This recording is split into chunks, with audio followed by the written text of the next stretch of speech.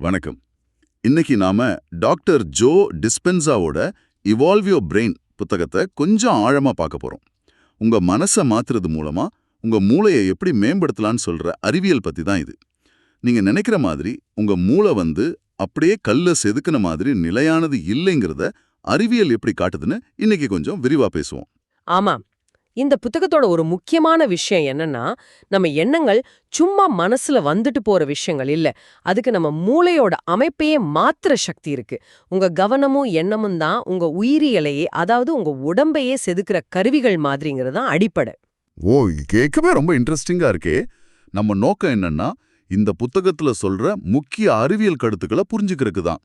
நரம்பியல் நெகிழ்வுத்தன்மை, அதாவது நியூரோபிளாஸ்டிசிட்டி, அது எப்படி வேலை செய்யுது, நம்ம எண்ணங்கள் எப்படி நம்ம உடம்பையும் நம்ம வாழ்க்கையும் பாவிக்குது, மாற்றம் ஏன் சில சமயம் அவ்வளோ கஷ்டமா இருக்கு, அப்புறம் அந்த தடைகளை தாண்டி எப்படி நிஜமாவே மாறுறதுன்னு அலசி பார்க்கலாம்.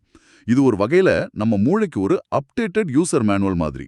சரி, இந்த விஷயத்துக்குள்ள போறதுக்கு ஒரு நல்ல ஸ்டார்டிங் பாயிண்ட் இந்த நரம்பியல் நெகிழ்வுத்தன்மைங்கிற ஐடியா தான். ரொம்ப வருஷமா மூளைங்கிறது ஓரளவுக்கு மேல வளராது, மாறாதுன்னு தான் நம்பிட்டு இருந்தோம். ஆனா இந்த புத்தகம் அந்த நம்பிக்கையை உடைக்குது.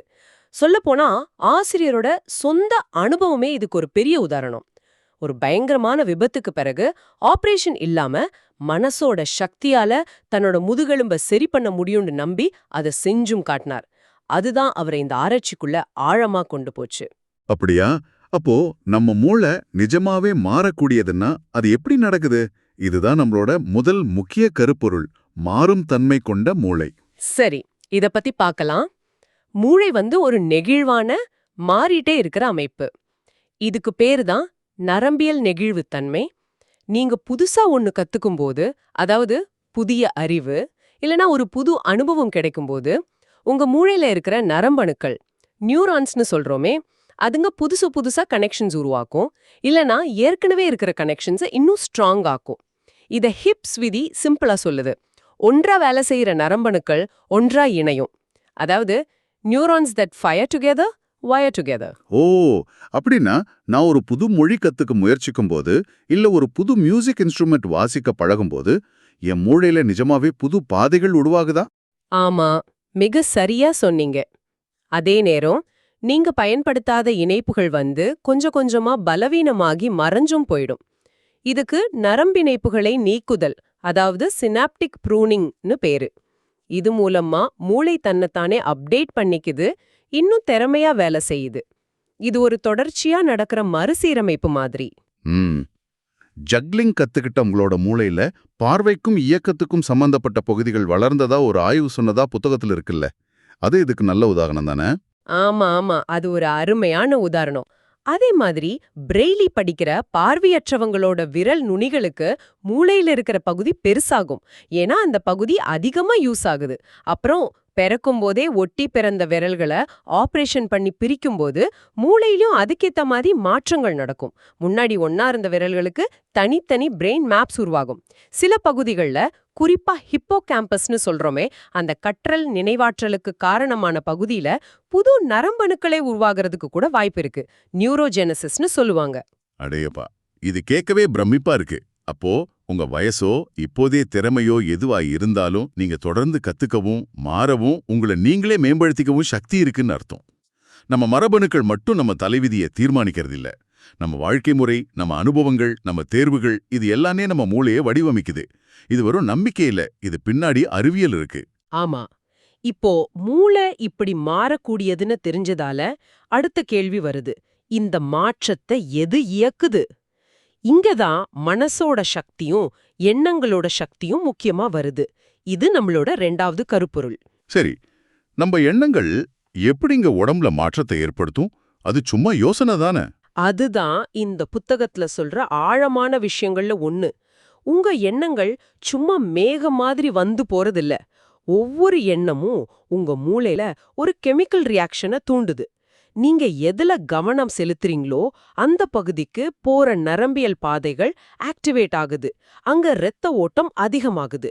இப்போ நீங்க இந்த பேச்ச கூர்மையா கவனிக்கும் போது கூட உங்க மூளையில இந்த மாதிரி சின்ன சின்ன மாற்றங்கள் நடந்துகிட்டே தான் இருக்கு. அப்போ தொடர்ச்சியா ஒரே மாதிரி எண்ணங்கள்ல உதாரணத்துக்கு கவலை இல்ல பயம் இதுலயே நம்ம மூழ்கி இருந்தா அது எப்படி நம்மள பாதிக்கும்? நீங்க கவலை அல்லது பயத்தை பத்தி யோசிக்கும்போது உங்க உடம்பு வந்து மன அழுத்த ஹார்மோன்களை வெளியிடுது. ஸ்ட்ரெஸ் ஹார்மோன்ஸ்னு சொல்லுவோம். இது கொஞ்ச நேரத்துக்கு ஒரு ஆபத்திலிருந்து தப்பிக்க உதவும். ஆனா ஆபத்தே இல்லாத போதும் போனதை நினைச்சோ இல்ல நடக்க போறதை நினைச்சோ கவலைப்பட்டுட்டு இருந்தா உடம்பு வந்து எப்பவுமே ஒரு விதமான ஸ்ட்ரெஸ் மோட்லயே இயங்குது. கிரானிக் ஸ்ட்ரெஸ்னு சொல்லுவாங்க. இது உங்க இருக்கும் நிலைய ஸ்டேட் ஆஃப் பீயிங் உருவாக்குது. அதாவது உங்க உடம்போட கெமிக்கல் பேலன்ஸ், உங்க மனநிலை, உங்க எனர்ஜி லெவல் இதெல்லாம் தான். நீண்ட காலமா நெகட்டிவ் எண்ணங்கள் இருந்தா அது இந்த நிலைய பாதிச்சு உடம்புல பிரச்சனைகளை உருவாக்கலாம். ஓஹோ, மருத்துவ ரீதியா விளக்க முடியாத சில தற்செயலான குணமடைதல்களை பத்தி கூட புத்தகத்துல சொல்றாங்களே, ஒருவேளை இது மனசோட சக்திக்கு ஒரு உதாரணமா இருக்குமோ? டிஸ்பென்ஸா அது அப்படிதான் பாக்குறாரு. எண்ணங்கள் எவ்வளவு பவர்ஃபுல்ங்கிறதுக்கு இது ஒரு சாத்தியமான விளக்கமா இருக்கலாம்னு சொல்றாரு. அதாவது நம்ம மனநிலைய ரொம்ப ஆழமா மாத்துறது மூலமா நம்ம உடம்போட உயிரியலையும் மாத்த முடியும்னு. எண்ணங்கள் முக்கியம், தாட்ஸ் மேட்டர்ங்கிறது சும்மா ஒரு வாசகம் இல்ல, அது ஒரு பயாலஜிக்கல் உண்மைன்னு அவர் சொல்றாரு. இது மனப்பயிற்சி அப்படிங்கிற விஷயத்தோட எப்படி பொருந்துது? மனப்பயிற்சிங்கிறது இதோட ஒரு பிராக்டிக்கல் அப்ளிகேஷன். ஒரு வேலையை செய்யற மாதிரி நீங்க மனசுல கற்பனை பண்ணும்போது அந்த வேலையை நீங்க நிஜமா செய்யும்போது ஆக்டிவேட் ஆகுற அதே நரம்பியல் பாதைகள் உங்க மூளையில தூண்டப்படுது. இப்ப பியானோ வாசிக்கிறவங்க விரல அசைக்காம வாசிக்கிற மாதிரி மனசுல பயிற்சி செஞ்சாலே விரல் இயக்கத்தை கண்ட்ரோல் பண்ற மூளை பகுதிகள் வேலை செய்யுதான். அதே மாதிரி பேஸ்பால் பிச்சர் பந்து வீசுறத மனசுல பயிற்சி செய்யறதும் இதே மாதிரி விளைவை கொடுக்கும். ஆச்சரியமா இருக்கே. அப்போ உடம்பு செய்யாமலே மனசு செய்யறதா நினைச்சாலே மூளையும் உடம்பும் அதுக்கு தயாராகுதா? ஆமா, இங்க நம்ம முன்மடல் அதாவது ஃப்ரண்டல் லோபோட பங்கு ரொம்ப முக்கியம். இதுதான் நம்ம மூளையோட சிஇஓ மாதிரி. இதுதான் பிளான் பண்றது, கவனம் செலுத்துறது, முடிவெடுக்கிறது, உணர்ச்சிகளை கட்டுப்படுத்துறது, நம்ம நடத்தைகளை ஒழுங்குபடுத்துறதுன்னு பெரிய வேலைகளை எல்லாம் பாக்குது. மனப்பயிற்சி மூலமா நாம இந்த முன்மடலை பயன்படுத்தி நாம விரும்புற எதிர்காலத்தையோ இல்ல ஒரு திறமையோ மனசுல உருவாக்கி அதுக்கான நியூரல் பாதைகளை முன்னாடியே தயார் பண்றோம். தியானம் பண்ற துறவிகளுக்கு இந்த முன்மடல் செயல்பாடு அதிகமா இருக்கிறது கவனத்தையும் உள்நோக்கத்தையும் பயிற்சி செய்யறது மூலமா இதை அடைய முடியும்னு காட்டுது. அப்போ உங்க கவனத்தையும் மனப்பயிற்சியும் ஒரு கருவியா வச்சு உங்க மனசையும் அது மூலமா உங்க உடம்பையும் ஒருவேளை உங்க வாழ்க்கையோட அனுபவத்தை கூட நீங்க வேணும்னே மாத்த முடியும்னு சொல்றீங்க. நம்ம மனசு மாற்றத்துக்கான ஒரு பயங்கர சக்தி வாய்ந்த கருவி. ஆனா ஏன் மாற்றம் இவ்ளோ கஷ்டமா இருக்கு? இது நம்ம நிறைய பேருக்கு இருக்கிற கேள்விதானே? ஆமா, இது ரொம்ப முக்கியமான கேள்வி. இது நம்மள 3வது கருப்பொருளுக்கு கூட்டிட்டு போகுது. பழக்க வழக்கங்களை உடைக்கிறது, அப்புறம் உணர்ச்சி அடிமைத்தனம். நாம மாறணும்னு நினைச்சாலும் ஏன் திரும்ப திரும்ப அதே பழைய வழியிலேயே மாட்டிக்கிறோம்? புத்தகம் உயிர் வாழ்வதற்கான வேதியியல் கெமிஸ்ட்ரி ஆஃப் சர்வைவல் பத்தி பேசுது. இது நம்ம சண்டை போடு இல்ல தப்பிச்சு ஓடு ஃபைட் ஆர் ஃபிளைட் ரியாக்ஷனோட சம்பந்தப்பட்டதா? ஆமா, நிஜமான ஆபத்து வரும்போது இந்த ரியாக்ஷன் நம்மள காப்பாத்துது. ஆனா பிரச்சனை என்னன்னா, ஆபத்தே இல்லாத போதும் நாம ஸ்ட்ரெஸ் தர விஷயங்களை பத்தி பழைய அவமானம், எதிர்கால பயம் நினைக்கும்போது கூட இந்த உயிர் வாழ்றதுக்கான கெமிக்கல் ரியாக்ஷன் தூண்டப்படுது. இது நாள்பட்ட மன அழுத்தமா மாறும்போது உடம்பு எப்பவுமே ஒரு சர்வைவல் மோட்ல இருக்கு.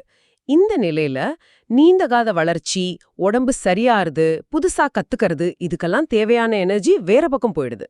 அதாவது நான் என் பாஸ பத்தியோ இல்ல வரப்போற ஒரு கஷ்டமான பேச்ச பத்தியோ கவலைப்படும்போது என் உடம்பு நிஜமாவே ஒரு புலிகிட்ட இருந்து தப்பிக்கிற மாதிரி கெமிக்கலா ரியாக்ட் பண்ணுதா? ஓரளவுக்கு அப்படிதான். உடம்பு அந்த ஸ்ட்ரெஸ் கெமிக்கல்ஸை உற்பத்தி பண்ணுது. ஆனா இதை விட ஆழமான ஒரு விஷயம் இருக்கு. அதுதான் உணர்ச்சி அடிமைத்தன்மம், இமோஷனல் அடிக்ஷன். நம்ம திரும்ப திரும்ப ஒரே மாதிரி உணர்ச்சிகளை, கோபம், வருத்தம், பயம், குற்ற உணர்ச்சி இல்லனா நம்மள நாமளே ஒரு பாதிக்கப்பட்டவரா ஃபீல் பண்றது அனுபவிக்கும்போது நம்ம உடம்பு அந்த உணர்ச்சிகளோட சம்பந்தப்பட்ட கெமிக்கல்ஸ்க்கு பழகிடுது. ஒரு நிமிஷம், சோகமாவோ இல்ல கோவமாவோ இருக்கிறதுக்கு நாம அடிமையாக முடியுமா? இது நம்புறதுக்கு கொஞ்சம் கஷ்டமா இருக்கு. இதுதான் இந்த புத்தகத்தோட முக்கியமான கண்டுபிடிப்புகள்ல ஒண்ணு. உடம்பு அந்த குறிப்பிட்ட கெமிக்கல் ஸ்டேட்க்கு பழகிடுது. அந்த கெமிக்கல்ஸ் அளவு குறையும் போது உடம்பு மூளைக்கு சிக்னல் அனுப்பி அந்த பழக்கமான உணர்ச்சியை திரும்பவும் தூண்டுற எண்ணங்களை நினைக்க சொல்லுது. இது ஒரு நச்சு மாதிரி, ஒரு ஃபீட்பேக் லூப் மாதிரி உருவாகுது. ஒரு கட்டத்துல உங்க கான்ஷியஸ் மைண்ட் மாறணும்னு நினைச்சா கூட உங்க உடம்பு அந்த பழக்கமான கெமிக்கல் ஸ்டேட்டை தேடும். அப்போ உடம்பே மனசா மாறிடுது. த பாடி பிகம்ஸ் த மைண்ட். அதுதான் உணர்ச்சிகள் அடிப்படையில முடிவுகளை எடுக்க வைக்குது. இது நிறைய விஷயங்களை விளக்குது. ஏன் சில பேர் திரும்ப திரும்ப தப்பான உறவுகளையே தேர்ந்தெடுக்கிறாங்க, இல்ல ஒரே மாதிரி பணப்பிரச்சனையில மாட்டிக்கிறாங்க? ஒருவேளை இந்த நடுவயசு நெருக்கடி சொல்றதும் இதோட சம்பந்தப்பட்டு இருக்குமோ? அந்த பழக்கமான கெமிக்கல் நிலையை தேடி அதுக்கேத்த மாதிரி சூழ்நிலைகளை உருவாக்குறாங்களா? அதுக்கு நிறைய வாய்ப்பு இருக்கு. அவங்களுக்கே தெரியாம அந்த பழக்கமான உணர்ச்சி நிலையை தூண்டுற சூழ்நிலைகளையும் ஆட்களையும் அவங்க வாழ்க்கையில ஈர்க்கலாம். அந்த கெமிக்கல் தேவை பூர்த்தியாகிற வரைக்கும் அவங்க அமைதியா இருக்க மாட்டாங்க. அதனால பழக்கங்களை உடைக்கிறதுங்கிறது வெறும் மன உறுதியை பத்தின விஷயம் மட்டும் இல்ல. அது இந்த ஆழமான நரம்பு வேதியியல் சார்புகளை உடைக்கிறத பத்தினது. இந்த சுழற்சியை புரிஞ்சுக்கிறது தான் அதிலிருந்து வெளியே வர்றதுக்கான முதல் படி போல தெரியுது. ஆசிரியர் மாற்றத்தோட அசௌகரியத்தை ஒரு செங்குத்தான மலையில ஏறுறதுக்கு ஒப்பிடுறாரு இல்லையா? அது ரொம்ப சரியா இருக்கு. ஆமா, பழக்கமான சுலபமான ஆனா திருப்தி தராத பாதையை விட்டுட்டு புதுசான சவாலான ஆனா உயர்வான இலக்க நோக்கி போற மாதிரி தான் மாற்றம். அது ஆரம்பத்துல கொஞ்சம் கஷ்டமா தான் இருக்கும். ஆனா அந்த அசௌகரியத்தை தாண்டி போறதுல தான் நிஜமான வளர்ச்சி இருக்கு. சரி, அப்போ இந்த சுழற்சியை உடைச்சு புது பழக்கங்களை உருவாக்கி நம்மள நாமளே எப்படி மாத்திக்கிறது? இதுதான் நம்மளோட கடைசி, அதே சமயம் மிக முக்கியமான கருப்பொருள். பரிணாம வளர்ச்சிக்கான பாதை. Path to evolution. இதுக்கு ஒரு தெளிவான வழிமுறை இருக்கு. மறுபடியும் நம்ம முன்மடல் ஃப்ரண்டல் லோப் அந்த சிஇஓ தான் இங்கேயும் முக்கிய பங்கு வகிக்கிறான். முதல் ஸ்டெப்பு சுய விழிப்புணர்வு, செல்ஃப் அவேர்னஸ். உங்க தானா நடக்கிற எண்ணங்கள், உணர்வுகள், நடத்தைகளை எந்தவித ஜட்ஜ்மெண்ட்டும் இல்லாம கவனிக்க ஆரம்பிக்கணும். நான் ஏன் இப்படி ஃபீல் பண்றேன்? இந்த எண்ணம் எங்கிருந்து வருது? இந்த பழக்கம் எனக்கு உதவுதா? அப்படின்னு உங்களை நீங்களே கேட்டுக்கணும். நம்ம பழைய சுயம் எப்படி இயங்குதுன்னு கவனிச்ச பிறகு அடுத்த ஸ்டெப் என்ன? நீங்க எப்படிப்பட்ட ஒரு புதிய சுயத்தை உருவாக்க விரும்புறீங்கன்னு தெளிவா முடிவு பண்ணணும். என்ன புது எண்ணங்களை நினைக்க ஆசைப்படுறீங்க? என்ன புது உணர்ச்சிகளை உணர ஆசைப்படுறீங்க? என்ன புது பழக்க வழக்கங்களை காட்ட விரும்புறீங்க? அப்புறம் மனப்பயிற்சியை பயன்படுத்தி அந்த புது மனுஷனா வாழ்ந்தா எப்படி இருக்கும்னு திரும்ப திரும்ப கற்பனை செய்யணும். அந்த புது உணர்ச்சிகளை இப்பவே உணர முயற்சி செய்யணும். நான் தன்னம்பிக்கையா இருந்தா எப்படி ஃபீல் பண்ணுவேன்? இந்த சூழ்நிலையில அந்த புது நான் எப்படி நடந்துக்குவேன்? இது சிந்தித்தல், செய்தல், இருத்தல்ங்கிற அந்த படிநிலையை பத்தி தானே? அதாவது அறிவிலிருந்து புது சுயத்தை பத்தி யோசிக்கிறது, செயலுக்கும் புது சுயத்தை மாதிரி நடக்கிறது, அப்புறம் அந்த அனுபவம் மூலமா அந்த புதுநிலை இயல்பா மாறுறதுக்கும் புது சுயமாவே இருக்கிறது. மிகச்சரியா சொன்னீங்க.